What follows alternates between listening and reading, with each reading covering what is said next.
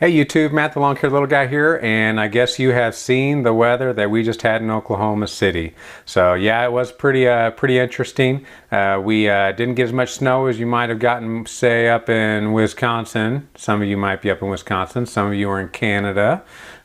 We did not get as much snow as that. We're kind of childish when it comes to snow down here. We get a couple inches and people stop driving. Not this guy. Or did I?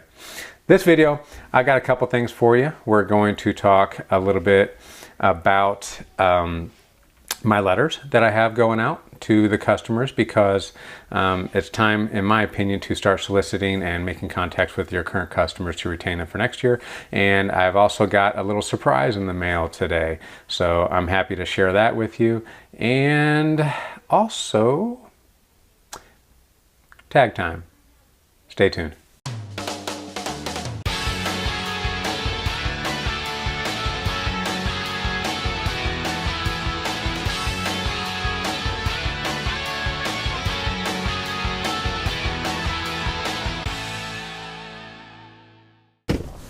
What's going on, YouTube? I'm fixing to leave my house and go meet one of my subscribers. So I don't know how I feel about mentioning all kinds of names or all that type of stuff, but I'm just really grateful for the opportunity, really. So the weather is bad. I'm going to turn the camera around here in a minute, but it's January 3rd and we have ice and we're going to have snow later on. And I messaged him to see if he still wanted to meet, but I'm a little late on that and I'm running a little bit behind, but I'm really excited to go meet him, sit down with him, hear about his business, and I hope we can do it. So anyways, I'm gonna turn this camera around and take a little ride with me.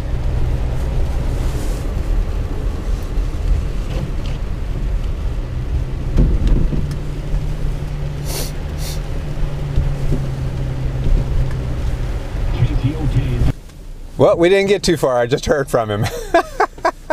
So it says no need to get out in this mess if we don't have to. So I'm actually tending to agree with that, but I'm a little sad that I didn't get to meet with him. So hey, maybe another time, right? Well, guys, I got home today and I didn't expect to do this clip, but I got home today and I saw something sitting on the bar of the kitchen and I was like, oh man, I was like, it's a Christmas card. And I knew this card was coming. It's from Guth Lawn Services. It's from Joffrey over there at Guth Lawn Services in Washington, Illinois. And I'm going to show you his business card. There it is right there. We got some. Oh, there's something else on the other side of it there. It lists all of his services. Good looking card right there. I really like the card. But even more so, I really, really like the Christmas card. So that was excellent. So anyways, I'm going to read the note to you. Also put a note in here and it's just super sweet. It says, Matt, here's our Christmas picture. I gave these out to my customers this year in clockwise. It's his son Caleb, daughter Lainey, son Cade, and Abby. Did I get that correct? Caleb, Lainey, Abby, and Cade. So thanks for being such a supporter of my channel. I hope to be able to one day meet you in person. Good luck in the 2019 season. Hopefully I will get some stickers soon or magnets or something, but here is my card. So Joffrey, I just want to say thank you. I really appreciate your card and I am going to use that return address and return the card to you as well as soon as I get some things made up. But you've motivated me to order some stickers because I want to send you a sticker. So hopefully I'll get that in the mail soon. So I just want to say thank you to Joffrey and encourage anyone that watches my channel to also go over there and subscribe to his channel. Like it, share it, subscribe. Just thank you, Joffrey, for supporting my channel. Thank you for the card. Joffrey was also my very first subscriber. So this is extra special. And not only was he my first subscriber, but this is also my first Christmas card, my first business card, my first letters. All right, guys, I'm still going about my day and just trying to be busy, particularly with the business. You don't get that much time, it seems like, as a business owner to just sit down and do stuff. Well, I'm off today and I'm not doing any lawn care stuff, so it's tax time. And I want you to know that I've spent probably about an hour and a half, maybe, on my taxes, but they're done, not filed. But all my information is actually together now. And I did not use Yardbook. I used my own little system. You guys have already seen this in the previous videos with Schedule C worksheet that my that my CPA gave me, and I recreated it and it's auto-populated. Well, I just printed out all the tax documents and I've got all my receipts organized. Now the system I'm going to show you, this is pretty much the end of the year stuff. The system I'm going to show you, it's not perfect. You still have to actually work the system as far as keeping your receipts and keep them organized throughout the year. That's the only way you save time at the end of the year, is if you stay organized throughout the 12 months of the year. Okay, but I was behind about 3 months or so on my receipts, but I'm going to show you what I got going on, okay? Here we go. This is my folder. It's just a folder, all right? One side is my personal with my W-2s, my tithes, you know, things like that. And then over here it's going to be my Schedule C with my P&L report and receipts. Now, Yardbook actually does a P&L report, but I have a worksheet that is almost identical with some extra information that Yardbook doesn't track because it doesn't have an interest in it, like my tithe, okay? I just do that so I know how much I need to tithe on my business, but that's actually a pretty easy number to calculate anyway. So this is what it looks like, okay? I've got my receipts for January, February, March, and so on, okay? You guys get the gist on that. Every receipt, so if it had to be recalled, I just have to go to the month and it's in the appropriate envelope. All right, that's where it takes some organization throughout the year, is each month you should take all your receipts and put them in the envelope, and then it's just stashed away. I was about 3 months behind, but it wasn't that big a deal because I don't really have a whole lot of expenses in October, November, and December, so it's fairly easy to get through that. So I have all of my receipts organized, everything that I've ever spent throughout the course of the year, and I rubber band it, set it off to the side. And then here we go. You guys are actually going to see my numbers. It's really not much better than last year if you saw the previous video, but I'm actually 100% disclosure. But this is kind of what it looks like, okay? You've got my total gross income up here. That's how much money I actually took in. Then all my expense categories right there. And then, like I said, I don't itemize my automobile expenses, but then I've got my January 1st reading. And then I've got my December 31st reading on my truck, and then I've got the total business miles this period, and then I have the list of assets over $500, which is my Gravely 34 zero turn that I bought used and the date I purchased. Now I need to sign it still, but I'm just waiting the last minute for that. And then this is my P&L report, which is profit and loss. You guys have seen this. I just print this out and I actually cut off parts of it that are not relevant to my accountant, but these are all my numbers, right? So he's got my P&L. He's got the wonderful sheet that he likes to have all printed out, and then he's got all my receipts. He doesn't even go through my receipts. I just put them in there just for added measure, because what he had told me when I first got with him was I listed all my expenses out, and he says, "Do you have receipts for everything?" I said, "Yes, I do." And he says, "Okay." He just trusted me. And as far as gross income, I don't have receipts where I gave my customer. However, that's only because I didn't write receipts, manual receipts. But this year, I'm actually switching over from my system over to Yardbooks. In Yardbooks, you'll have to create an invoice for every single job that you do if you want your income to be tracked. If the P&L report, which was this that I actually recreated, if you want the P&L report to be accurate, you're going to have to create an invoice. You're going to have to create a job, then an invoice, and then you're going to have to pay that invoice properly, or take a payment on it in order for your P&L. So I will end up actually having a receipt for every dollar I received next year, but I don't have that right now. He wasn't interested in it. All he was interested in was how much money am I claiming. So I can see where there's room for gray on that. But anyways, I just wanted to show you guys that businesses actually can be quite simple if you want it to be. And as a sole proprietor, a single guy with no employees, it's really literally this simple. You keep your receipts, you keep track of your income and your expenses on your P&L report, profit and loss report, and then you just consolidate all that information as much as you can for your accountant at the end of the year. And just make sure you hold on to all your receipts. Something else that I'm thinking about doing next year, I don't know if I'm going to because everything comes at a cost, either time or money, is I want to actually scan all my receipts in electronically, and I've got a little app on my phone that really all I got, it's as simple as taking a picture and it holds on to it. So I'm thinking about doing that because some of the receipts I have, I had trouble putting them in the correct month because I couldn't see the date. They were just kind of worn. Either water gets to them or heat gets to them, one or the other. So some of those receipts aren't legible. Honestly, I'm not that worried about it. I'm very low risk for audit, and even if I did, they're not gonna, there's nothing. I'm a little fish. I'm a tiny fish. So if they want to, come get me over, $50 or $100, whatever, right there. Now I was a little bit scared because I was looking through my receipts, and the one receipt that I was very concerned about was the receipt for my mower, because I wrote this person a receipt out of my receipt book for $2,000, and that represented, where's my total expenses? Oh, that's not it. Well, anyways, it doesn't actually have a total expenses, but my expenses were somewhere around like $4,000 or $5,000. So that was nearly half of my total expenses for the year. So if perchance I got audited, the first thing that I would ask me is, I would track down my single greatest expense that I'm claiming, which would have been my mower for $2,000. And I would have said, show me that receipt. And if I couldn't produce that receipt, then I'd probably be in some kind of a trouble, okay? But I had trouble finding that receipt. It was still in my book. I never ripped it out and put it in the envelope. So like I said, you still got to work this system, just like anything. That's just business. You got to work it, and just keeping things in your possession is half the battle. But as it turns out, I did find that receipt, so I'm not worried about audit at all. So anyways, that's going to wrap up this segment of it. I hope this is helpful, especially for you, the little guy, for the guy that wants to keep things simple. It really can be as simple as you want it to be. Moving along. What I'm going to do, because my meeting got canceled this morning and the weather's just horrible outside, is I'm actually decided to go ahead and print out my letters for the invitation to the 2019 season. So I don't know if you can see this very well, but I've got this is my business folder on my computer. I got the 2019 customer invitation letter, and I've shown this to you guys before, but I made some changes to it. I haven't sent it out yet, and I wanted to get it out this first week. So we will, I'll tell you what I changed. Not much, really, honestly.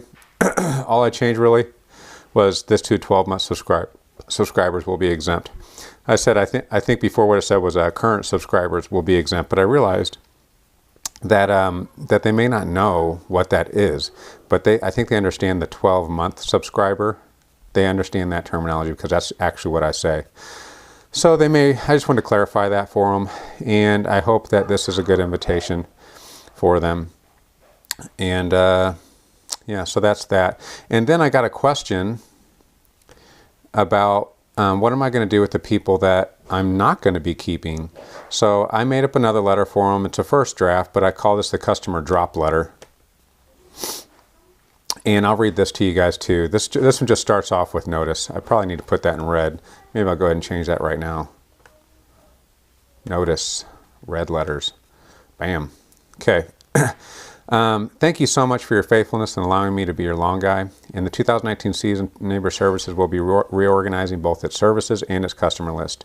Unfortunately, I will not be able to continue regular mowing service for you in the 2019 season. This change is prompted by a major schedule change in my full-time employment that has limited the number of hours I can devote to lawn care, which is true. I will be going to Monday through Friday on my 40-hour job, so I'll have Saturday only to mow, where before I was mowing on Wednesdays and Thursdays to maintain all the accounts. But I was too busy. That was just too many accounts, so I had to downsize that, and my schedule changed, which allows me less time. So that is actually a true statement. I have maintained some lawns for numerous years, and it makes me sad to discontinue service. However, there is good news. I cannot afford to lose income, which has encouraged me to expand my list of services that I'm making available to everyone. I will be licensed to apply weed control products and fertilizer in 2019. This will allow me to work more weeks throughout the year while providing more services that most people want. I have listed below all services other than mowing that I will provide in the new year. Weed control and fertilizer applications, flower bed maintenance, aeration, dethatching, bush trimming, general lawn cleanups. Some of my, you might say, well, didn't they know you did that already, except for the weed control and fertilizer? And I think I said this in the last video, but honestly, I don't think they do. I didn't do a very good job with upselling my customers and letting them know that I do more than mowing. And part of it is because I just didn't have the time to take care of them. So I tend to hold back on some of those other services because I didn't know when I was going to be able to get them done. Where now, hopefully, I'll be able to actually have a little bit more margin in my time, especially with only 20 lawns, because we have a period of time where everybody is bi-weekly and not weekly, and then I've got gaps where I can take care of some of these things. And then even during the busiest times, I'm only maintaining 20 lawns, so I should have a little bit more margin on even my long day that I can knock out maybe 1 or 2 of those jobs even afterwards. So we'll just see how it goes. I think you guys will come to find out that in your businesses, each year, I'm going to turn around. There we go. The lighting's not very good, and I'm actually going to play around with that a little bit. But anyways, every year you make changes, and hopefully they're changes that make you more profitable. And sometimes you need to save more time to make you more profitable, in that each hour that you work is actually more valuable to you. Or you can actually just bring in a steadier flow of money, or a larger flow of money via more accounts or more jobs that you can do. So you can do it cheaper, but you actually make more money, but it takes more time. Possibly, but there's just a balance. So there's a perfect balance between efficiency and profitability, and that's what I'm trying to strike up. And honestly, it's to make more margin for my family a lot of the times. Okay, because my wife's going to be starting her own business here shortly, cleaning houses, and I need to be able to support her in the same way that she supported me. So like a lot of you guys know that watch me, this channel is not necessarily all about lawn care, although that's what I always talk about, but it's about my family. It's about my faith, and so I'm making these changes this year so that I can be able to return back to my family, not only my time, but also my support for how they supported me. So back to the letter. So this is my final statement for them, and it says, "Thank you so much for your business in the past. I've included a list of possible options for mowing to help you transition services. If you would like more information about my 2019 services, then I would love to know how I can help." Okay, turning back to me. So this is just a first draft. I don't know if this is actually the letter that I'm going to send out exactly the way it is, but my biggest thing is I just want them to know that I can, even though I won't be able to do regular mowing, I want them to know that I might be available to do some of these other services, these one-time type services. And then also, I need to put together a list of reliable lawn care companies that might be able to take over mowing for them. And I don't want to refer anybody that's not going to be able to take care of them. So if you're watching my video and you service the South Oklahoma City area, I would love to have your information and yap with you and talk to you about your business, because I want to make sure that I refer them to very good companies that are going to be as reliable as I was, to show up every single week, no matter if it's a crappy job or not. And because there's a reason why I'm getting rid of them, guys. I mean, some of it's because I quoted them poorly in the beginning and I'm just not profitable enough, and I'm not willing to raise my prices up to, it's going to be too big of a jump for me to do that. I mean, I could do it, but basically I'm keeping the lawns, or I'm inviting the lawns that I like to do most, and I'm going to be referring off the rest of them. But honestly, none of my lawns are that bad. None of them are. I just have better than others. So when is this letter going out? Okay. The first letter, the invitation to the 2019 year, is actually going to go out this week, I hope. I need to get out there and get some stamps and, print out labels and all that type of stuff. But anyways, I need to get that out, and then I'm going to wait for a response, okay?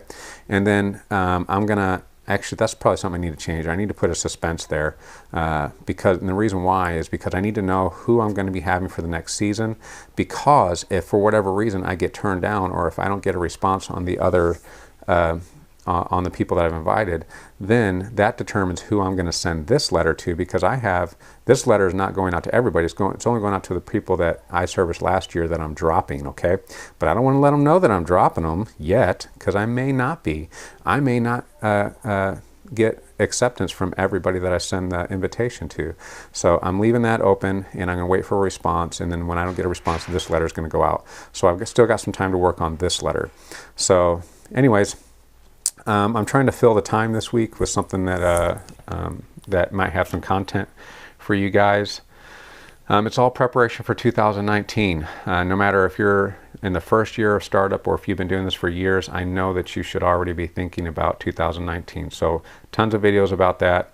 A lot of administration, a lot of planning. Eventually I'm going to start getting into my equipment repair. Some of it I'm going to put in the shop, probably my mowers, okay? So I've got actually a 32-inch Pro line, walk behind, mid-size walk behind. I've got my Gravely 34 and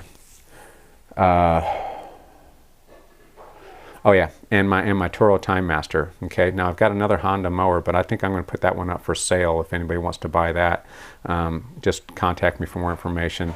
My email, I'll put it in the description down below. But contact me if you're interested in the HRX 217. I've got a couple seasons on it, but honestly, it's still not a bad mower, but it needs a little attention. But I can get those mowers in the shop, but all my hand tools like my edgers, trimmers, blowers, I'm going to be rebuilding, actually just putting new carburetors. That's usually all you really need to do is a tune-up and carburetors, and get those ready, clean them up for the 2019 season. So hopefully I'll have some videos coming up about that, equipment maintenance, and that's going to do it for this part of the video. Thanks for sticking around, everyone, to hear about my time alone with God. And this is actually a very, very special one to me, because it was about, I don't know, it could have been about 2 years ago. I feel like the Lord has spoken this to me, and it was a really simple one. Some of you may be familiar with this passage, but it's 1 Corinthians 2, chapter 2, verse 2.